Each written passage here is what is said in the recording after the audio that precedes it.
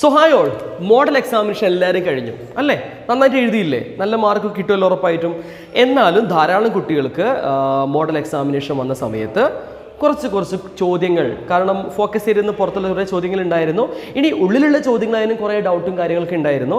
ശരിക്കും പറഞ്ഞാൽ model exam വന്നപ്പോഴാണ് പല ആൾക്കാർക്കും ചൂടായത്. ഈ ചൂടിങ്ങനെ കയറി ആകെ മൊത്തം പ്രാന്തായിട്ടുണ്ട്.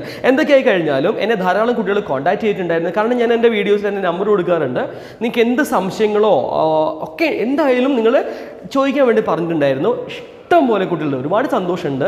എനിക്ക് സമയം കിട്ടുന്ന സമയത്തൊക്കെ അവർക്ക് വേണ്ട ഞാൻ ചെയ്തു കൊടുക്കുന്നുണ്ട്. ഞാൻ വീണ്ടും പറയുന്നു, നിങ്ങൾക്ക് എന്ത് സംശയങ്ങളുണ്ടെങ്കിലും നമ്പർ ഞാൻ ഇവിടെ കൊടുക്കുന്നുണ്ട്. ധൈര്യമായിട്ട് എന്നെ കോൺടാക്ട് ചെയ്യാം ത്രൂ വാട്സപ്പ്. വോയിസ് ഒന്നും അയക്കേണ്ട, വോയിസ് അയച്ചാൽ മതി.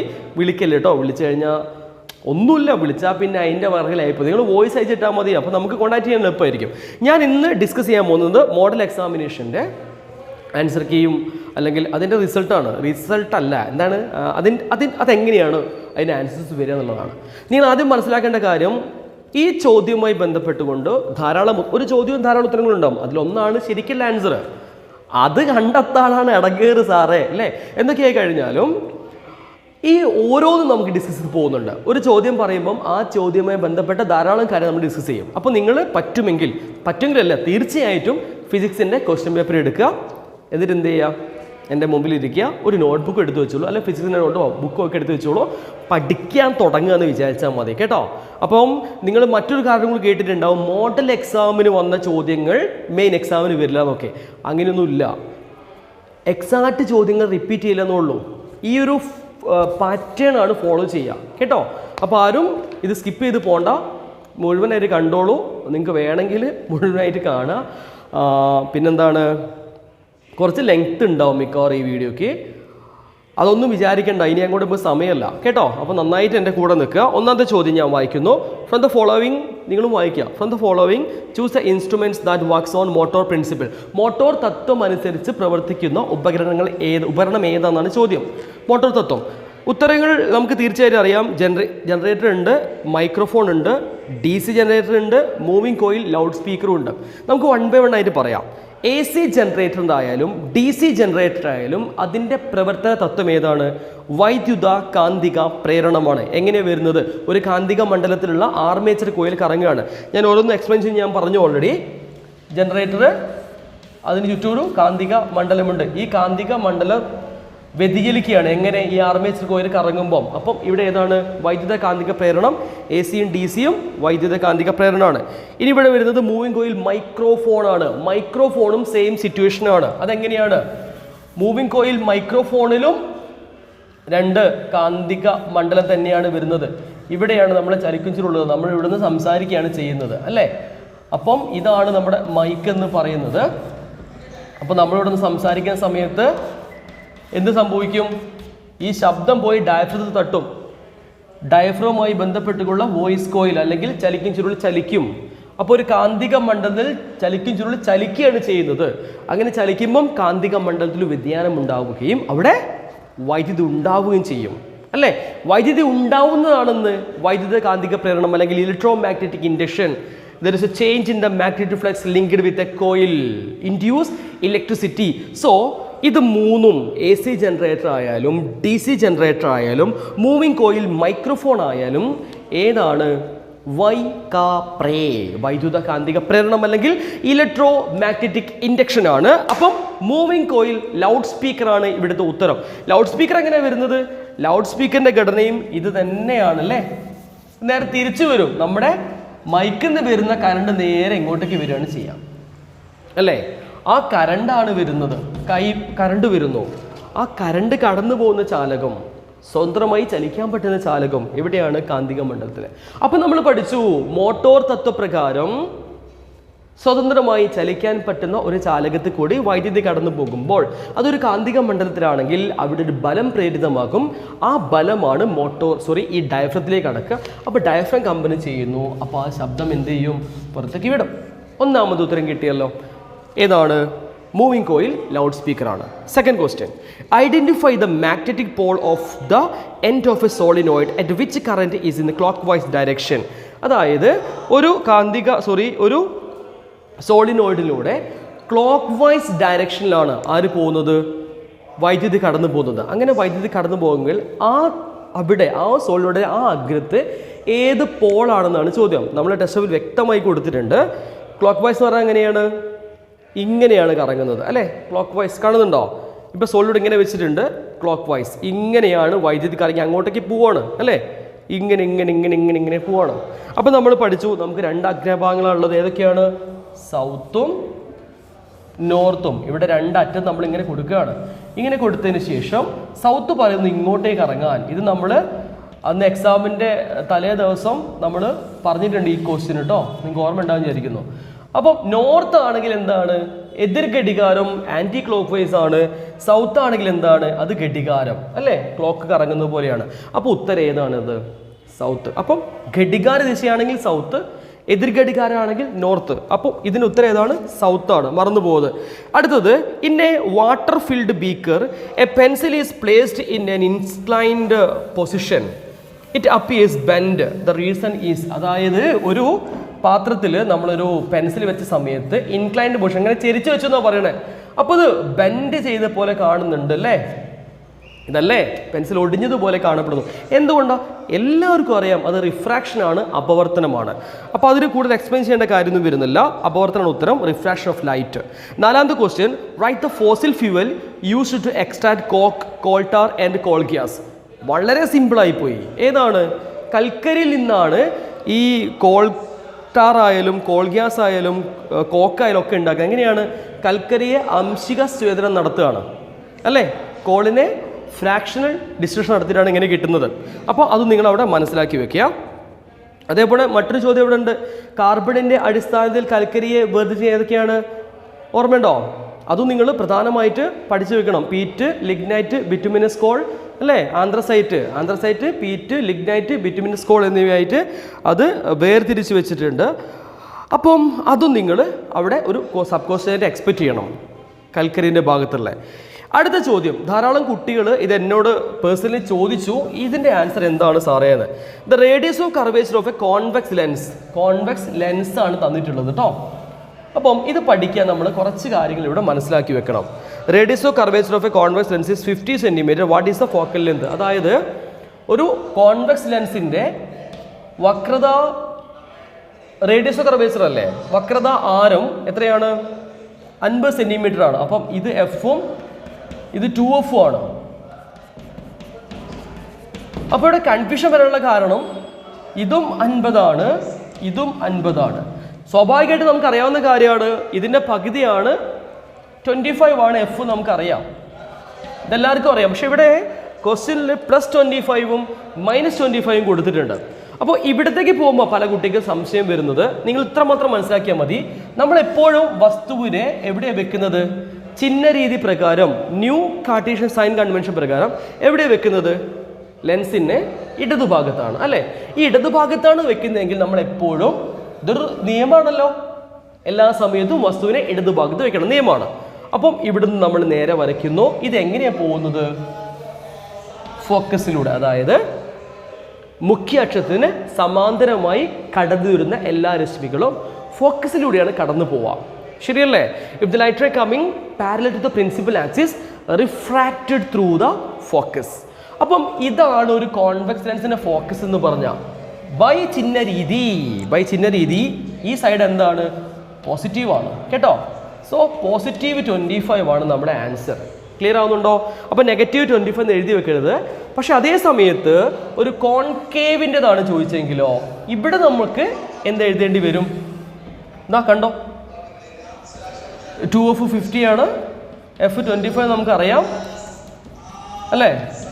അറിയാലോ, പാരലായിട്ട് വരുന്നു പ്രകാശത്തിന്. ഇത് ഇങ്ങനെയാണ് പോവുക. അപ്പോൾ ഇതിൻ്റെ ഫോക്കസ് എവിടെയാണ് നമ്മൾ കാണിക്കുക? ഇവിടെയാണ്. അപ്പോൾ കോൺകേവിൻ്റെതാണ് ചോദിച്ചെങ്കിലോ അത് നെഗറ്റീവാണ്. കോൺവെക്സിൻ്റെതാണെങ്കിൽ അത് പോസിറ്റീവാണ്. കോൺകേവിൻ്റെതാണ് എന്താണ്? അത് നെഗറ്റീവാണ്. കിട്ടിയല്ലോ? ഇനി ഇത് ചോദിച്ചാൽ തെറ്റിക്കാൻ പാടില്ല. എന്തുകൊണ്ടാണ് നെഗറ്റീവായെന്ന് മനസ്സിലായല്ലോ? സമാന്തരമായി വരുന്ന ആൾക്കാർ അകന്നു പോവുകയാണ് ചെയ്യുക. അപ്പോൾ നമുക്ക് ഇവിടെ ഒരു ഫോക്കസിലൂടെ പോകുന്നത് തോന്നുക ചെയ്യുക. അപ്പോൾ ഇത് നെഗറ്റീവാണ്. എടാ, ചിഹ്ന രീതി പ്രകാരം ഇങ്ങോട്ടേക്ക് നെഗറ്റീവ് അല്ലേ? അടുത്ത ചോദ്യം, correct the following statement by changing the underlined words. ഒരു അടിവരട്ട് വെച്ച സാധനമുണ്ട്, അതെന്താണ്? The direction or deflection of magnetic needle placed near a current carrying conductor depends on the intensity of electric current through the conductor. അതായത് ഒരു ചാലകത്തിലൂടെ വൈദ്യുതി കടന്നു പോകുന്ന സമയത്ത് അവിടെ ഉണ്ടാവുന്ന കാന്തിക മണ്ഡലത്തെ ബാധിക്കുന്ന ഒരു ഘടകം ഏതാണെന്നാണ് ചോദിക്കുന്നത്. തീർച്ചയായും ഡയറക്ഷൻ ഓഫ് ഇലക്ട്രിക് കറണ്ട് ആണ് അല്ലേ, വൈദ്യുതിയുടെ ദിശയാണ് ഇവിടെ ആൻസർ ആയിട്ട് വരുന്നത്. അപ്പോൾ അതിലാരും കൺഫ്യൂഷൻ ആവണ്ട, വളരെ സിമ്പിളായൊരു ചോദ്യമായി പോയി. അടുത്തതും വളരെ സിമ്പിളായ ചോദ്യമാണ്, ഞാൻ പറഞ്ഞാൽ പോരെ നിങ്ങൾക്ക് മനസ്സിലാവുമല്ലോ. 7ാമത്തെ ചോദ്യം, ചൂസ് ദ റോങ് ഡയഗ്രാം. തെറ്റായ ഡയഗ്രാം കണ്ടുപിടിക്കുക. ഒന്നാമത്തത് കറക്റ്റ് ആണ് അല്ലേ, എന്തുകൊണ്ടാണ്? നേരെ കുത്തനെ 90 ഡിഗ്രിയിലാണ് വരുന്നത്. അപ്പോൾ നമുക്കറിയാം പതന കോണും പ്രതിപതന കോണും തുല്യമാണെന്ന് നമുക്ക് പറയാവുന്ന കാര്യമാണ്. അതുകൊണ്ട് തന്നെ ഇത് കണ്ണാടിയാണ്, ദർപ്പണമാണ്, മിററാണ്. 90 ഡിഗ്രിയിൽ വന്ന് അങ്ങനെ തന്നെ പോവും, അങ്ങനെ തന്നെയാണ് മൂപ്പര് പോവുക അല്ലേ. പതന കോണും പ്രതിപതന കോണും തുല്യമാണ്. രണ്ടാമത്തത് റോങ് ദ ഡയഗ്രാം ആണ് ചോദിച്ചിട്ടുള്ളത്. റോങ് ദ ഡയഗ്രാം, ഇത് രണ്ടാമത്തെ വളരെ നിങ്ങളെ കൺഫ്യൂഷൻ ആകുന്നൊരു ചോദ്യമാണല്ലോ. രണ്ടാമത്തെ എന്താ പറഞ്ഞിട്ടുള്ളത്? നമുക്കിവിടെ ലംബം തന്നിട്ടുണ്ട്, എന്നിട്ടോ ആംഗിൾ തന്നിട്ടുണ്ട്. ഈ ആംഗിള് നല്ല ക്വസ്റ്റ്യനാ. അത് ഇവിടെ 50 തന്നു, ശരിയല്ലേ? അപ്പോൾ ഇത് പതനകോണാണോ? അല്ല കേട്ടോ. പക്ഷെ ഇവിടെ എന്ത് തന്നിട്ടുണ്ട്? 40 തന്നിട്ടുണ്ട്. അപ്പോൾ ഇത് പ്രതിപതന കോണാണ്. അപ്പോൾ നമുക്കറിയാം പതന കോണും പ്രതിപതന കോണും എന്താണ്? റിഫ്ലക്റ്റഡ് ആംഗിളും ഇൻസിഡന്റ് ആംഗിളും റിഫ്ലക്റ്റഡ് ആംഗിളും ഈക്വൽ. അപ്പോൾ ഇത് 40 ആണ്. അപ്പോൾ ഇവിടെ മനസ്സിലാക്കേണ്ട കാര്യം 50ഉം 40ഉം മൊത്തം 90 അല്ലേ കിട്ടുക? ഇവിടെ മൊത്തം 90 അല്ലേ? അതിലായിരിക്കും സംശയമില്ലല്ലോ. ഈ സൈഡ് മൊത്തം മുഴുവനായി നോക്കുമ്പോൾ ഇത് 90 ഡിഗ്രിയാണ്. നമ്മൾ ക്രിട്ടിക്കൽ കോൺ പഠിച്ചിട്ടുണ്ട്. അപ്പോൾ ഈ 90 ഡിഗ്രി ആവുന്ന സമയത്ത് ഇവിടെയും 40 തന്നെ കിട്ടിയില്ലേ? 50 ഇവിടെ പിന്നെ ബാക്കി 40 അല്ലേ? അപ്പോൾ ഇത് ഈ രീതിയിൽ മനസ്സിലാക്കി വെക്കുക. അപ്പോൾ അത് ശരിയാണ്. അടുത്ത ചോദ്യം, അടുത്തത് വന്നിരിക്കുന്നത് ഇങ്ങനെയാണ്. അതാണ് തെറ്റ് കേട്ടോ. എങ്ങനെ മനസ്സിലാക്കാം? പതനരശ്മി ലംബത്തിലൂടെ വന്നു, എന്നിട്ട് ഇങ്ങനെ പോയി എന്നാണ് പറഞ്ഞത്. അപ്പോൾ അത് തെറ്റാണ്. 45 ഡിഗ്രിയാണ് ഇവിടെ തന്നിട്ടുള്ളത്. അപ്പം സി ആണ് റോങ് ആൻസർ. അടുത്തത് നേരത്തുമായി ബന്ധപ്പെട്ട് ഇവിടെ 45, അത് നിങ്ങൾക്ക് പെട്ടെന്ന് മനസ്സിലാക്കാൻ പറ്റും. ഓക്കെ, 8ാമത്തെ ചോദ്യം, analyse the relationship between the terms in the first pair and the complete the second one accordingly. LPG butane ആണ്, CNG മീഥേനാണ്, അതേപോലെ LNGയും ഏത് തന്നെയാണ്? മീഥേനാണ്. LPG LNG അതിനൊക്കെയുമായി ബന്ധപ്പെട്ട ഏറ്റവും പ്രധാനപ്പെട്ട ഘടകങ്ങൾ പഠിച്ചു വെക്കണം. LPGയിൽ ബ്യൂട്ടേനാണ്, അതേപോലെ LPGക്ക് നിറമില്ല, മണമില്ല. നിങ്ങൾക്കറിയാലോ, it do not have, it's a colourless and odourless gas. We add ethyl mercaptan to dictate the leakage of LPG. എപ്പോഴെങ്കിലും LPG ലീക്ക് ആയിട്ടുണ്ടെങ്കിൽ അതറിയാൻ വേണ്ടി നമ്മൾ ആഡ് ചെയ്യുന്ന രാസപദാർത്ഥമാണെന്ത്? Ethyl mercaptan. അതും നിങ്ങളവിടെ മനസ്സിലാക്കി വെക്കണം കേട്ടോ. ഓക്കെ, അടുത്തേ പോട്ടെ. സിമ്പിൾ ക്വസ്റ്റ്യൻ, 10ാമത്തെ question. Nichrome wires are used as heating coil. Nichrome കോയിലാണ് താപന ഉപകരണമായിട്ട് ഉപയോഗിക്കുന്നത്. Right any 2 reasons for the same. High resistance, high resistivity, high melting point, ability to produce huge heat ഒക്കെ എഴുതിയാൽ നിങ്ങൾക്ക് മാർക്ക് കിട്ടും. ഹൈ റെസിസ്റ്റൻസ്, ഹൈ റെസിസ്റ്റിവിറ്റി, ഉയർന്ന പ്രതിരോധം, ഉയർന്ന ദ്രവണാങ്കം, നന്നായിട്ട് താപം പുറപ്പെടുവിക്കാനുള്ള കഴിവ്, ഇതൊക്കെയാണ് എഴുതി വെക്കേണ്ടത്. നിങ്ങൾക്ക് ഫുൾ മാർക്ക് കിട്ടും അവിടെയൊക്കെ. Why does a heater having low resistance heating coil gets heated more? തൊട്ടുമുള്ള ചോദ്യമല്ലേ. അതായത് ഒരു ഹീറ്ററിന് താഴ്ന്ന പ്രതിരോധമാണെങ്കിലും അത് നന്നായിട്ട് ചൂടാവുന്നുണ്ട്. അതെന്തുകൊണ്ടാണ് ചോദ്യം? അതെന്തുകൊണ്ടായിരിക്കും? തൊട്ട് മോള് പറഞ്ഞു നമ്മൾ നിക്രോം കോയിലാണ് താപന ഉപകരണമായിട്ട് എടുക്കുന്നത്, അതിന് ഹൈ റെസിസ്റ്റൻസ് ആണെന്ന് പറഞ്ഞു. ഈ താപന ഉപകരണമായ ഹീറ്ററിൻ്റെ ഒരു ഹീറ്ററിൻ്റെ കാര്യം മാത്രമാണ് പറയണേ, എല്ലാ ഹീറ്ററും ഇങ്ങനെയല്ല, ഒരു ഹീറ്ററിൻ്റെ കാര്യം മാത്രമാണ് പറയണേ. ഈ ഹീറ്ററിൽ റെസിസ്റ്റൻസ് കുറച്ചിട്ടാണ് ഉപയോഗിച്ചിട്ടുള്ളത്. റെസിസ്റ്റൻസ് കുറയുമ്പോൾ ഓട്ടോമാറ്റിക്കലി എന്തും കുറയും. ബൈ ജൂൾസ് ലോ, ജൂൾ നിയമം പ്രകാരം താപത്തിൻ്റെ ഉൽപ്പാദനവും കുറയൂല മക്കളെ, കുറയുമല്ലോ. അപ്പോൾ H = I2 ആണ്. പക്ഷേ ഇവിടെ നമുക്കൊരു കാര്യം മനസ്സിലാക്കാൻ പറ്റും. H I2 ആണെങ്കിൽ കൂടി നമുക്കൊരു കാര്യം മനസ്സിലായി, ഇവിടെ റെസിസ്റ്റൻസ് കുറച്ച് വെച്ചിട്ടുണ്ട്. റെസിസ്റ്റൻസ് കുറയാന്ന് പറഞ്ഞാൽ എന്താ? The capacity of a conductor to oppose the flow of electricity. കറണ്ടിനെ എതിർക്കാനുള്ള കഴിവാണെന്ത്? റെസിസ്റ്റൻസ്, പ്രതിരോധം എന്ന് പറഞ്ഞില്ല, അതില്ല, അത് കുറവാ. അപ്പോൾ കറണ്ട് നന്നായിട്ട് പോകൂലേ? കറണ്ട് നന്നായിട്ട് പോവുമെങ്കിൽ കറണ്ട് നന്നായിട്ട് കൂടിയില്ലേ? കറണ്ട് കൂടിയാൽ ആരുണ്ടാവും? താപം ഉണ്ടാവും, ഹീറ്റ് ഉണ്ടാവും. ഏറ്റവും കൂടുതൽ താപം ഉൽപ്പാദിപ്പിക്കുന്ന മാർഗം ഏതാണ്? കറണ്ടാ ഏറ്റവും നന്നായിട്ട് ബാധിക്കുന്ന ഫാക്ടർ അല്ലേ? അപ്പൊ I² ആയിട്ട് കൂടുന്നുണ്ട്. അപ്പം റെസിസ്റ്റൻസ് കുറഞ്ഞാലും പ്രശ്നമൊന്നുമില്ല. If resistance decrease, current will be increase by Joule's law. Current increase, heat will be increase 2 times. അങ്ങനെ എഴുതിയാൽ മതി. അതായത് പ്രതിരോധം കുറഞ്ഞ സമയത്ത് കറന്റ് കൂടും. ജൂൾ നിയമപ്രകാരം താപ ഉൽപാദനത്തെ ഏറ്റവും കൂടുതൽ ബാധിക്കുന്ന ആരാണ്? കറന്റ് ആണ്. കറന്റ് കൂടിയാൽ താപം ഉൽപാദനം 2 മടങ്ങായിട്ട് കൂടും എന്ന് കഴിഞ്ഞാൽ ഫുൾ മാർക്കായി.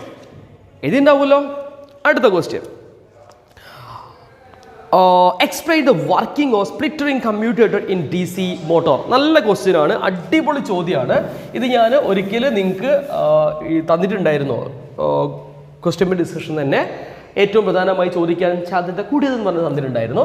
നിങ്ങളൊക്കെ പഠിച്ചിട്ടുണ്ടാകുമെന്ന് വിചാരിക്കുന്നു. ഈ കമ്മ്യൂട്ടേറ്റർ എന്താ നമ്മൾ ആദ്യം മനസ്സിലാക്കി വെക്കേണ്ടത്? സ്പ്ലിറ്റ് റിംഗ് കമ്മ്യൂട്ടേറ്റർ ആണ്, DC മോട്ടോർ ആണ്. DC മോട്ടോർ നമ്മൾ വരയ്ക്കുന്ന സമയത്ത് നമ്മൾ നോർത്ത് പോളും സൗത്ത് പോളും വരയ്ക്കണം. അതേപോലെ ആർമേച്ചറിന്റെ മനോഹരമായ പേരെന്താണ്? ABCD എന്നാണ്. അങ്ങനെ ഇവിടെ നമ്മൾ 2 റിങ്ങുകൾ കൊടുത്തിട്ടുണ്ട്. ഈ റിങ്ങുകളെയാണ് എന്ത് വിളിക്കുന്നത്? സ്പ്ലിറ്റ് റിംഗ് കമ്മ്യൂട്ടേറ്ററേ, സ്പ്ലിറ്റ് റിംഗ് കമ്മ്യൂട്ടേറ്ററേ, സ്പ്ലിറ്റ് റിംഗ് കമ്മ്യൂട്ടേറ്ററേ എന്ന് വിളിക്കുന്നത് അല്ലേ? ഇതുമായി ബന്ധപ്പെട്ടുകൊണ്ട് 2 ബ്രഷുകൾ കൊടുത്തിട്ടുണ്ട്. ഞാൻ പണ്ട് പറഞ്ഞ പോലെ ഇത് പല്ല് തേക്കുന്ന ബ്രഷ് അല്ല, പിന്നെ പെയിന്റ് അടിക്കുന്ന ബ്രഷാണോ? അതുമല്ല.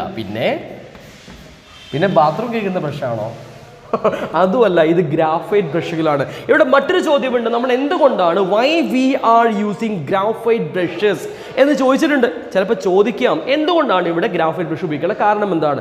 അപ്പം നിങ്ങൾ എഴുതേണ്ട കാര്യം, graphite is A non metal. Graphite എന്താണ്? ഒരു അലോഹമാണ്. ഈ റിങ്ങുകൾ മുഴുവൻ സമയവും കറങ്ങിക്കൊണ്ടിരിക്കുക. അപ്പം ഘർഷണം മൂലം, റിങ് എന്ന് പറഞ്ഞാൽ ലോഹമാണ് അല്ലേ? റിങ്ങും ഇതും ലോഹം ഉപയോഗിച്ച് എന്താ സംഭവിക്കുക? 2 ലോഹ പദാർത്ഥങ്ങൾ പരസ്പരം ഉരസിക്കഴിഞ്ഞാൽ ഫ്രിക്ഷൻ മൂലം, ഘർഷണം മൂലം അവിടെ താപം ഉൽപ്പാദിപ്പിക്കാൻ ചാൻസ് ഉണ്ട്. അതുകൊണ്ട് നമ്മൾ ഇവിടെ ആരുപയോഗിച്ചു? അലോഹമായ ഗ്രാഫൈറ്റിനെ. അലോഹമായ ഗ്രാഫൈറ്റ് എന്തിനാണ് ഉപയോഗിക്കുന്നത്? To avoid friction. ഘർഷണം കുറയ്ക്കുവാൻ വേണ്ടി, ഘർഷണം മൂലമുണ്ടാകുന്ന താപോൽപാദനം കുറിച്ച് മോട്ടോർ കത്തിപ്പോവുന്നതിനെ ഇല്ലാതാക്കുന്ന ആളാണ് ആര്? നമ്മുടെ പാവം ഗ്രാഫൈറ്റ് ബ്രഷുകൾ. ഓക്കെ, നമ്മൾ തുറന്നു നോക്കിയാൽ ബ്രഷിനെ പോലെ നല്ലട്ടോ കാണുക. ബ്രഷിന് പേര് മാത്രമാണുള്ളത്. അപ്പം ഈ 2 ആളെ നമ്മൾ കമ്മ്യൂട്ടേറ്റർ എന്ന് വിളിക്കുന്നത്. അപ്പം നമ്മൾ അന്ന് പറഞ്ഞ കാര്യം നിങ്ങൾക്ക് ഓർക്കുന്നുണ്ടാവും. നോക്കൂ, നമ്മൾ കറണ്ട് കൊടുക്കുന്നു, പോസ്റ്റിൽ നിന്ന് ഇങ്ങനെ പോകുന്നു, ബ്രഷിലൂടെ വന്നിട്ട് R1 എയിൽ നിന്ന് ബിയിലേക്ക് സിയിലേക്ക് ഇങ്ങനെയാണ് കറണ്ട് പ്രവഹിച്ച് വരുന്നത്. ഓക്കെ, ഇത് ഞാൻ വിശദമായിട്ട് പറയുന്നില്ല. വിശദമായിട്ട് നിങ്ങൾ കേൾക്കണമെന്നുണ്ടെങ്കിൽ ഡിസ്ക്രിപ്ഷനിൽ ഞാൻ ഇതിൻ്റെ ലിങ്ക് കൊടുക്കാം, പ്ലേലിസ്റ്റ് കൊടുക്കുന്നുണ്ട്, നിങ്ങൾ കയറി കണ്ടോ കേട്ടോ. കൃത്യമായിട്ട് എഴുതി വെച്ചിട്ടുണ്ട് കമ്പ്യൂട്ടറിൻ്റെ ഉപയോഗം എന്താണെന്നുള്ളത്. ചുമ്മാ കയറി കാണാം. മനസ്സിലായവർ കാണണ്ട, മനസ്സിലാവാത്തവർ കണ്ട് പഠിക്കുക, വേറെ വഴിയില്ല ഇനി അങ്ങോട്ടേക്ക്. അപ്പോൾ നമ്മൾ ഇവിടെ കൊടുക്കുന്ന സമയത്ത് നമുക്കറിയാം ഇടതുകൈ നിയമം, ഫ്ലെമിങ്ങിൻ്റെ ലെഫ്റ്റ് ഹാൻഡ് റൂൾ പ്രകാരമാണ് നമ്മൾ കാന്തിക മണ്ഡലം ഇങ്ങോട്ടേക്കാണ്, ശരിയല്ലേ? കറണ്ട് എങ്ങോട്ടേക്കാണ്? മുകളിലേക്കാണ്. അപ്പോൾ നമ്മൾ ഇങ്ങനെ വെക്കണം. അപ്പോൾ ഇവിടെ ഒരു ബലം ഉണ്ടാവും. മോട്ടോറാണിത്, മോട്ടോർ തത്വമാണ്. ഉള്ളോട്ടേക്ക് എന്തുണ്ടാവുന്നു? ബലം ഉണ്ടാവും. അപ്പോൾ ഇവിടെ നിന്ന് ഇങ്ങോട്ടേക്ക് ഒരു ബലം ഉണ്ടാവുന്നു അല്ലേ? ഇവിടെ ബലം ഉണ്ടാവില്ല. BCയിൽ ഇവിടെ മുകളിലേക്ക് കറണ്ടിൻ്റെ ദിശയും കാന്തികയുടെ ദിശയും എങ്ങനെയാണ്? ലംബമാണ്, നോർമലാണ്. അപ്പോൾ ഇവിടെ എന്താണ്? കറണ്ട് ഇങ്ങനെ, കാന്തിക മണ്ഡലം ഇങ്ങനെ. അപ്പോൾ എന്തുണ്ടാവില്ല? there is no force is induced. Parallel or anti parallel force ഉണ്ടാവില്ല. ക്ലിയർ ആണ്? ഇനി താഴോട്ടേക്ക് ഇത് ചോദിക്കാം കേട്ടോ. BCയിൽ എന്തുകൊണ്ടാണ് കറണ്ടില്ലെന്ന് ചോദിക്കാം. എന്താ ഉത്തരം? കറണ്ടിൻ്റെ ദിശയും കാന്തിക മണ്ഡല ദിശയും പാരലലോ ആന്റി പാരലലോ സമാന്തരമോ, സമാന്തരം അത്ര എതിർ സമാന്തരം എന്നൊന്നും പറയൂല. സമാന്തരമായി കഴിഞ്ഞാൽ എന്താ സംഭവിക്കുക? എന്ത് സംഭവിക്കും? അവിടെ ബലം ഉണ്ടാവില്ലെന്ന് എഴുതി വെച്ചാൽ മതി. ഉത്തരം കറക്റ്റ് ആയിരിക്കും. ഇനി CD താഴോട്ടേക്കാണ്. അപ്പോൾ നമ്മൾ നിയമം ഉപയോഗിക്കുന്നു, കാന്തിക മണ്ഡലം അങ്ങോട്ടേക്ക് അല്ലേ, കറണ്ട് താഴോട്ടേക്ക് അല്ലേ, ബലം പുറത്തേക്ക്. അപ്പം ഇവിടുന്ന് ഉള്ളോട്ടേക്ക് ബലം, ഇവിടുന്ന് പുറത്തേക്ക് ബലം. അപ്പം മോട്ടോർ കറങ്ങാൻ തുടങ്ങും അല്ലേ? അപ്പം ഇങ്ങനെ കറങ്ങി ഇവിടെ എത്തും. അപ്പം അർദ്ധഭ്രമണം പൂർത്തിയാക്കി കഴിഞ്ഞാലുള്ള കാര്യമാണ്. അപ്പോൾ ഇത് കുറച്ച് വിശദമായിട്ട് പറയുകയാണ്, കാരണം നിങ്ങളിത് അറിയാൻ വേണ്ടിയിട്ടല്ലേ ഇപ്പോൾ ഇങ്ങോട്ടേക്ക് വന്ന് ഞാൻ പറയുന്നത് നോക്കി നിൽക്കണേ. അല്ലാണ്ട് നിങ്ങൾ ഇങ്ങനെ നോക്കിക്കേണ്ട കാര്യമില്ലല്ലോ, ശരിയല്ലേ? ഓക്കെ, നമ്മൾ കറണ്ട് അങ്ങനെ തന്നെ കൊടുക്കണം, കറണ്ടിന്റെ ഡയറക്ഷൻ മാറുന്നില്ല എന്നുള്ളതാണ് പ്രധാനപ്പെട്ട കാര്യം. പക്ഷെ ഇവിടെ റിങ്ങുകൾ മാറും. ഇതേ എടാ ആദ്യം ഇങ്ങനെയുള്ള ആളല്ലേ, ഇവരിങ്ങനെ കറങ്ങി ഇങ്ങനെ എത്തൂലേ, ഒരു അർദ്ധഭ്രമണം പൂർത്തിയാക്കും, ഹാഫ് റൊട്ടേഷൻ കംപ്ലീറ്റ് ചെയ്യും. അപ്പോൾ ഇവിടെ R2 എത്തും, ഇവിടെ R1 എത്തും. ഇവനാണ് നമ്മുടെ പുള്ളിക്കാരൻ, കമ്മ്യൂട്ടേറ്റർ എന്ന് പറഞ്ഞ കാര്യം. കാന്തിക മണ്ഡലം അങ്ങനെ തന്നെയാണ് നിൽക്കുക, ബ്രഷുകൾ മാറൂല. ബ്രഷുകൾ B1 B2 തന്നെയാണ് ഉണ്ടാവുക, ഇവിടെയും B1 B2 തന്നെയാണ് ഉണ്ടാവുക. അവർക്ക് മാറ്റമില്ല എന്ന് മനസ്സിലാക്കി വെക്കുക. പക്ഷെ ABCD കറങ്ങും അല്ലേ, ഇവിടെ ഇങ്ങനെ കറങ്ങി ഇങ്ങനെയാവില്ലേ. അപ്പം ഇവിടെ ആര് വരും, ഇവിടെ AB-യും ഇവിടെ CD-യും ഇങ്ങനെയാണ് വരിക. കണ്ടോ, കറങ്ങി നേരെ ഇങ്ങനെ വരും. പക്ഷെ എന്താ സംഭവിക്കുന്നത്, കറണ്ടിന്റെ ദിശയിൽ ഒരു മാറ്റവും ഉണ്ടാകുന്നില്ല. കണ്ടോ, കറണ്ടിന്റെ ദിശയിൽ വല്ല മാറ്റവും ഉണ്ടോ, അതേപോലെ തന്നെ കറണ്ട് കറങ്ങുന്നത്. അപ്പൊ കമ്മ്യൂട്ടേറ്ററിലൂടെ ഒഴുകുന്ന അല്ലെങ്കിൽ റിങ്ങുകളിലൂടെ ഒഴുകുന്ന കറണ്ട് ദിശ മാറി. മൊത്തം സർക്യൂട്ടിന്റെ ദിശ മാറിയിട്ടില്ല. കണ്ടോ, സർക്യൂട്ടിന്റെ ദിശ അങ്ങനെ തന്നെയല്ലടാ, സർക്യൂട്ടിന്റെ ദിശ മാറി. പക്ഷെ എന്ത് മാറുന്നുണ്ട്, കമ്മ്യൂട്ടേറ്ററിലൂടെ അല്ലെങ്കിൽ ആർമേച്ചർ കോയിലിലൂടെയുള്ള കറണ്ടിന്റെ ദിശ മാറിയിട്ടുണ്ട്. അങ്ങനെ മാറണം, മാറിയില്ല എന്താ സംഭവിക്കുക നോക്കൂ, മാറാതെ വരുന്നു. CD താഴോട്ടേക്കല്ലേ, CD താഴോട്ടേക്കാണ്. ഇവിടെ കണ്ടോ, CD ഡിയിലേക്കാണ്, എന്ന് ബിയിലേക്കാണ് കണ്ട്. ഞാൻ വെറുതെ പറയാണ്, അങ്ങനെ മാറിയില്ലെങ്കിലുള്ള പ്രശ്നം പറയാണ്. അപ്പൊ ബലം അങ്ങോട്ടേക്ക് ഉണ്ടാവുക, ബലം മൊത്തം പ്രശ്നമാവോ ഇല്ലേ, കറണ്ട് മുകളിലേക്ക് കറണ്ട് ഇങ്ങോട്ടേക്ക് വരാൻ പറ്റുമോ, വേറെ വഴിയില്ല, ഒരു രക്ഷയില്ലാണ്ട് പിന്നെ ബലത്തിന്റെ ദിശയൊക്കെ മാറിപ്പോവുകയും അവിടെ ഈ മോട്ടോർ സ്റ്റക്കായി പോവുകയും ചെയ്യുന്ന ഒരു പ്രശ്നം വരും. അതുകൊണ്ട് തന്നെ ഈ കറണ്ടിന്റെ ദിശ മാറാതെ ഒഴുകേണ്ടത് ആരാവശ്യമാണ്, മോട്ടോറിന്റെ ആവശ്യമാണ്. അത് നിറവേറ്റുന്നത് ആരാണ്, ഈ റിങ്ങുകളാണ്.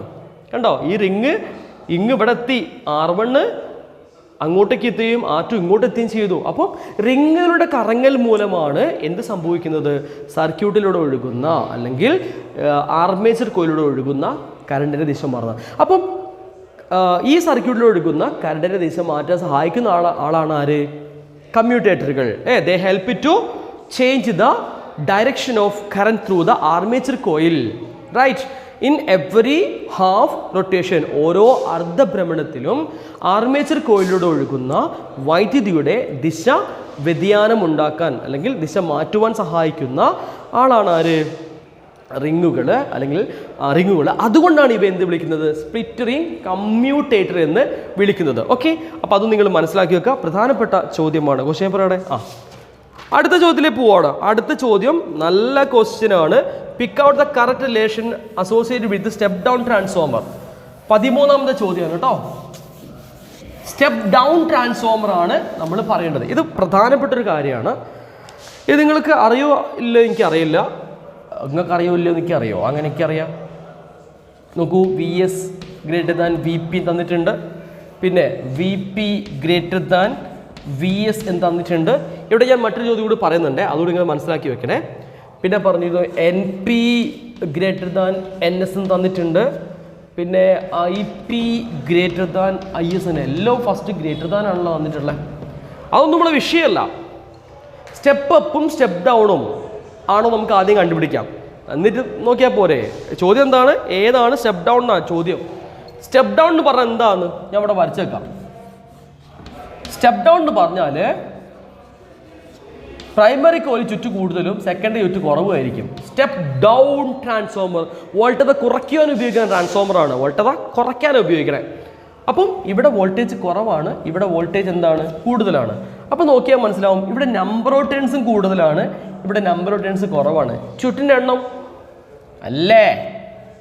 ഇത് നിങ്ങൾ പഠിച്ചിട്ടുണ്ട്, പവറിൻ്റെ അല്ലെങ്കിൽ പവർ വ്യതിയാനമില്ലാതെ വോൾട്ടേജ് കൂട്ടുക, വോൾട്ടേജ് കുറയ്ക്കുക, അതാണ് നമ്മുടെ ട്രാൻസ്ഫോമർ ചെയ്യുന്നത്. അങ്ങനെയാണെങ്കിൽ ഇവിടെ വോൾട്ടേജ് കുറവാണെങ്കിൽ ഇവിടെ കറണ്ട് എന്തായിരിക്കും, ഇവിടെ കറണ്ട് കൂടുതൽ, ഇവിടെ കറണ്ട് കുറവായിരിക്കും. അതറിയാവോ? P = V × I എന്നാണ്, അറിയാവോ? P പവറിൽ വ്യതിയാനമില്ലാതെ വോൾട്ടേജ് കൂട്ടുക കുറയ്ക്കുക, അതല്ലേ നമ്മുടെ ആള് ചെയ്യുന്നത്. നോക്കൂ, പവർ 100 വാട്ടാന്ന് വിചാരിക്കുക, വോൾട്ടേജ് 200 വോൾട്ട് വേണ്ട 20 വോൾട്ട് ആണെന്ന് വിചാരിക്കുക. അപ്പം I എത്രയായിരിക്കും, I 5 ആംപിയർ ആയിരിക്കൂലേ. 20 × 5 അല്ലേ 100 വാട്ട്. ഓക്കെ ആണേ. ഇനി പവറിൽ വ്യതിയാനമില്ല, പവർ അങ്ങനെ തന്നെ വെച്ചിട്ട് ഞാൻ കുറച്ച് വോൾട്ടേജ് കുറച്ചിട്ട് 5 വോൾട്ടാക്കി മാറ്റി. അപ്പോൾ കറണ്ട് എത്രയാവും, 20 ആംപിയർ ആയിട്ട് മാറൂലേ. മനസ്സിലാവുണ്ടോ? അപ്പോൾ എന്താ മനസ്സിലായത്, ഒരു കോയിലിൻ്റെ കാര്യം പറയണേ. വോൾട്ടേജ് കൂടുതലാണെങ്കിൽ കറണ്ട് കുറവാണ്, വോൾട്ടേജ് കുറവാണെങ്കിൽ കറണ്ട് കൂടുതലാണ്. അതാണ് ഇതിൻ്റെ കാര്യം. അപ്പോൾ ഇവിടെ വോൾട്ടേജ് കുറവാകുമ്പോൾ കറണ്ട് എന്തായിരിക്കും? കൂടുതലായിരിക്കും. സ്റ്റെപ്പ് അപ്പുമായി ട്രാൻസ്ഫോമറുമായി ബന്ധപ്പെട്ട് ധാരാളം ചോദ്യങ്ങളും ഉത്തരങ്ങളും ഒക്കെ വീഡിയോയിലുണ്ട്, പ്ലേലിസ്റ്റിലുണ്ട്, പറ്റുകയാണെങ്കിൽ കാണാം. അപ്പോൾ ഇത്രയും കാര്യം മനസ്സിലായല്ലോ. അപ്പോൾ ഇതാണ് ബേസ്. ഇത് നേരെ ഓപ്പോസിറ്റ് ആയിരിക്കുന്നത് സ്റ്റെപ്പ് അപ്പ്. ഓക്കെ, സ്റ്റെപ്പ് അപ്പിലൂടെ വോൾട്ടേജ് വലുത്, ഇത് നേരെ അപ്പുറത്തിട്ടാൽ മതി, നേരെ തിരിച്ചു വരും. ഇനി നമുക്ക് നോക്കാം. ഇവിടെ നിങ്ങൾ ആദ്യം ശ്രദ്ധിക്കേണ്ടത് പ്രധാനപ്പെട്ട കാര്യമാണ്, ശരിക്കും ശ്രദ്ധിക്കുക. ആദ്യം നിങ്ങൾ നോക്കേണ്ടത് ഇതിൽ നിങ്ങൾ ഔട്ട്പുട്ടിലേക്ക് നോക്കണം എന്ന് ഞാൻ പറയാം. എങ്ങോട്ട് നോക്കണ്ടേ? സെക്കൻഡറിയിലേക്ക് നോക്കണം. സെക്കൻഡറിയിൽ നമ്പർ ഓഫ് ടേൺസ് കൂടുതലാണ്. ആലോചിച്ചെടുത്തേ, സെക്കൻഡറിയിൽ നമ്പർ ഓഫ് ടേൺസ് കുറവാ. സോറി ഞാൻ എന്ത് പൊട്ടനല്ലേ. സെക്കൻഡറിയിൽ നമ്പർ ഓഫ് ടേൺസ് കുറവാണ്, പ്രൈമറിയിൽ കൂടുതലാണ്. സെക്കൻഡറിയിൽ നമ്പർ ഓഫ് ടേൺസ് കുറവാണെന്നുണ്ടെങ്കിൽ അത് ഏതാ? സ്റ്റെപ്പ് ഡൗൺ തന്നെയല്ലേ? അല്ലേ? അപ്പോൾ നിങ്ങൾ ആദ്യം ഒരു ചിത്രം വരച്ചാൽ പെട്ടെന്ന് പരിപാടി കഴിയും. അപ്പോൾ ഇത് സ്റ്റെപ്പ് ഡൗൺ ആണ് അല്ലേ? ഡൗൺ ആണ്. ഇനി ഇവിടെ നോക്കാം, IP ഗ്രേറ്റർ ദാൻ IS. നമ്മൾ എങ്ങോട്ടേ നോക്കണം? ഞാൻ പറഞ്ഞേ സെക്കൻഡറിയിലേക്ക് നോക്കണം. സെക്കൻഡറിയിൽ കറണ്ട് കുറവാണ്. സെക്കൻഡറിയിൽ എന്താണ്? കറണ്ട് കുറവാണ്. സെക്കൻഡറിയിൽ കറണ്ട് കുറവാണെങ്കിൽ വോൾട്ടേജ് എന്തായിരിക്കും? നമ്മൾ വോൾട്ടേജ് അല്ലേ പ്രധാനം ഉദ്ദേശിക്കുന്നത്. കറണ്ട് കുറവാണ് സെക്കൻഡറിയിൽ, വോൾട്ടേജ് എന്തായിരിക്കും? അവിടെ കൂടുതലായിരിക്കും. അപ്പം ഇവിടെ ശരിക്കും എന്താണ്? VS വലുതായിട്ട് കിടക്കുന്ന ഒരു സംഭവമാണിത്. ഇവിടെ ഒന്നുകൂടി പറയുന്നു, സെക്കൻഡറിയിൽ കറണ്ട് കുറവാണെങ്കിൽ വോൾട്ടേജ് കൂടുതലായിരിക്കും. മനസ്സിലാവുന്നുണ്ടോ? അപ്പോൾ വോൾട്ടേജ് കൂടുതൽ സെക്കൻഡറിയിലാണെങ്കിൽ അത് ഏതാണ്? അത് സ്റ്റെപ്പ് അപ്പാ. അപ്പോൾ ഇത് സ്റ്റെപ്പ് അപ്പ് ആണ് അല്ലേ? ഇത് സ്റ്റെപ്പ് അപ്പ് ആണ്, ഇത് സ്റ്റെപ്പ് ഡൗൺ ആണ്. ഇനി ഇവിടെ നോക്കിയേ, voltage in secondary is greater. സെക്കൻഡറിയിലെ വോൾട്ടേജ് കൂടുതലാണ്. സെക്കൻഡറിയിലെ വോൾട്ടേജ് കൂടുതലാണെങ്കിൽ അത് സ്റ്റെപ്പ് ഡൗൺ അല്ലാതെ ഉറപ്പാണല്ലോ. അപ്പോൾ ഇത് ഏതാണ്? ഇത് സ്റ്റെപ്പ് അപ്പ് ആണ്. ഇനി നമ്മളെ കൂടെ നോക്കണം, ഇവിടത്തേക്ക് സെക്കൻഡറി വോൾട്ടേജ് ഇത് മൊത്തം V തന്നെയാണ്. അത് രണ്ടെണ്ണോ V തന്നെയാണ്. അപ്പോൾ നോക്കിയേ, VS സെക്കൻഡറിയിൽ വോൾട്ടേജ് എന്താണ്? കുറവാണ്. ഏതാ? Step down. അപ്പോൾ ഏതൊക്കെയാണ് ഡൗൺ, ഏതൊക്കെയാണ് അപ്പ് എന്ന് മനസ്സിലായല്ലോ. സിമ്പിളാണേ. ഓക്കെ, അടുത്ത ചോദ്യം. ഇത് ചോദ്യം നമ്മൾ ഡിസ്കസ് ചെയ്തിട്ടുണ്ട്. Inductors and resistors are used to reduce current in a circuit to a decide value. ഇൻഡക്ടറുകളും പ്രതിരോധങ്ങളും ഉപയോഗിക്കുന്നത് ഒരു സർക്യൂട്ടിലൂടെ ഒഴുകുന്ന കറണ്ടിനെ കൃത്യമായിട്ട് അയക്കാൻ വേണ്ടിയിട്ടാണ്. കൃത്യമായ ഒരു അളവിലാണ് അയക്കാൻ സഹായിക്കുന്നത്. But inductors are not used in DC circuits. നമ്മൾ പറഞ്ഞ അങ്ങനെയായിരുന്നു. ഇൻഡക്ടറുകളുടെ നെഗറ്റീവ് ഡിസ്അഡ്വാൻറ്റേജ് എന്നാണ് ചോദിച്ചിട്ടുണ്ടായിരുന്നത്. ദോഷവശം അല്ലെങ്കിൽ അതിൻ്റെ പോരായ്മ എന്നാണ് ചോദിച്ചിട്ടുണ്ടായിരുന്നത്. അപ്പോൾ എന്താണ്? DC സർക്യൂട്ടിൽ അത് ഉപയോഗിക്കുന്നില്ലെന്ന് പറഞ്ഞിട്ടുള്ളത്. ഇൻഡക്ടർ നമ്മളന്ന് പറഞ്ഞപ്പോൾ ഇങ്ങനെയാണ് നമ്മൾ പഠിച്ചത്. ഇൻഡക്ടർ എന്ന് പറഞ്ഞാൽ എന്താണ്? ഒരു സർക്യൂട്ടിലൂടെ ഒഴുകുന്ന വൈദ്യുതിയുടെ മാറ്റങ്ങളെ എതിർക്കുന്ന കോയിലുകളാണ് ഇൻഡക്ടറുകൾ എന്ന് പറഞ്ഞാൽ. They resist the fluctuations in electricity in a circuit. Okay, അപ്പോൾ നമ്മൾ DC-യിൽ കൊടുത്താൽ എന്താ സംഭവിക്കുക? അതിൽ നമ്മളിവിടെ ആദ്യം സെൽഫ് ഇൻഡക്ഷനാണ് പഠിക്കേണ്ടത്. സെൽഫ് ഇൻഡക്ഷൻ പറഞ്ഞ ഭാഗം വീഡിയോയിലുണ്ട്, ഞാൻ ഇവിടെ പറയാം, കുഴപ്പമാക്കണ്ട. കറണ്ട് പോകുന്നു, കറണ്ട് കടന്നു പോകുമ്പം ഒരു സോളിനോട് കൂടെ പോകുന്നു, ചുറ്റും ഉണ്ടാവും കാന്തിക മണ്ഡലം ഉണ്ടാവും. ഇത് DC ആണ്. ഇവിടെ ഞാനൊരു AC കണക്ട് ചെയ്ത് വെക്കുകയാണ്. AC ആണ് എന്താ സംഭവിക്കുക? AC ആയാലും DC ആയാലും ചുറ്റും എന്തുണ്ടാവും? കാന്തിക മണ്ഡലം ഉണ്ടാവും. ഇനി DC ആണെങ്കിൽ നമ്മൾ പഠിച്ചു, DC കൊടുക്കുന്ന ഒരു സോളിനോട് ഒരു ബാർ കാന്തം പോലെ തന്നെയാണോ, ലൈക്ക് എ ബാർ മാഗ്നറ്റ്. അപ്പം കറണ്ട് ഇതാ ഇങ്ങോട്ടേക്കാണ് പോകണമെന്ന് വിചാരിക്കും. ഓക്കെ, അങ്ങനെ പോകുമ്പം എങ്ങോട്ടേക്കാണ് കാന്തിക മണ്ഡലം? ഇങ്ങോട്ടേക്കാണ് തിരിച്ചുണ്ടാവുമെന്ന് വിചാരിക്കുക. അപ്പോൾ എന്താ സംഭവിക്കുക? ചുറ്റും കാന്തിക മണ്ഡലം അവിടെ ഉണ്ടാവുന്നുണ്ട്, അവിടെയും കാന്തിക മണ്ഡലം ഉണ്ടാവുന്നുണ്ട്. പക്ഷെ ഇവിടെ ഉണ്ടാവുന്ന കാന്തിക മണ്ഡലത്തിൻ്റെ ദിശ എന്താവുന്നില്ല, ചേഞ്ച് വരുന്നില്ല. മനസ്സിലാവുണ്ടോ? മുഴുവൻ സമയവും കാന്തിക മണ്ഡലം ചേഞ്ച് ആയാൽ മാത്രമേ അവിടെ എന്തുണ്ടാവുള്ളൂ? കറണ്ട് ഉണ്ടാവുള്ളൂ. പക്ഷേ ഇവിടെ എന്താ സംഭവിക്കുക? AC ആയതുകൊണ്ട് കറണ്ട് ആദ്യം അങ്ങോട്ടേക്കാണ് പോകുന്നതെങ്കിൽ എതിർദിശയിൽ ആര് വരും? കാന്തിക മണ്ഡലം വരും. കറണ്ട് അങ്ങോട്ടേക്ക് പോകുന്നു, കാന്തിക മണ്ഡലം ഇങ്ങോട്ടേക്ക്. അതേ സമയത്ത് കറണ്ട് ഇതാ തിരിച്ച് നെക്സ്റ്റ് മൊമെന്റിൽ എന്ത് സംഭവിക്കും? ഇത് AC ആണ്, ദിശ മാറും. അങ്ങോട്ട് പോകണോ ഇങ്ങോട്ട് വരുന്നു, അങ്ങോട്ട് പോകണോ ഇങ്ങോട്ട് വരുന്നു. അപ്പോൾ എന്താ സംഭവിക്കുക? കറണ്ട് ആട്ട് പോകുമ്പോൾ കാന്തിക മണ്ഡലം ഇങ്ങോട്ടേക്ക്, കറണ്ട് കാന്തികമണ്ഡലം, കറണ്ട് കാന്തികമണ്ഡലം, കറണ്ട് ഇങ്ങനെ കളിക്കൂലേ? ചുരുക്കി പറഞ്ഞാൽ ഇതിനുള്ളിൽ കൂടി കാന്തികമണ്ഡലം ഇങ്ങനെ കളിക്കുകയല്ലേ ചെയ്യുക. അപ്പോൾ കാന്തിക മണ്ഡലത്തിൽ വ്യതിയാനം ഉണ്ടാകുന്നു. Fluctuation in the magnetic field linked with this coil. What happened? എന്താ ഉണ്ടാവുക? കറണ്ട് ഉണ്ടാവും, ശരിയല്ലേ? സോ ഇങ്ങനെ കറണ്ട് ഉണ്ടാവുകയാണ് ചെയ്യുന്നത്. അപ്പോൾ ഇവിടെ ഒരു കറണ്ട് ഉണ്ടായി. ആരെ മുകളിൽ? ഈ കോയിലിന് മുകളിൽ വീണ്ടും ഒരു കറണ്ട് ഉണ്ടായി. അപ്പോൾ നമ്മൾ കൊടുത്ത കറണ്ടും ഉണ്ട്, വീണ്ടും ഉണ്ടായ കറണ്ടുണ്ട്. ഇവിടെ അങ്ങനെ എന്തെങ്കിലും ഉണ്ടോ? നമ്മൾ കൊടുത്ത കറണ്ട് അവിടെ ഉള്ളൂന്ന്. പക്ഷെ ഇവിടെ എന്താ?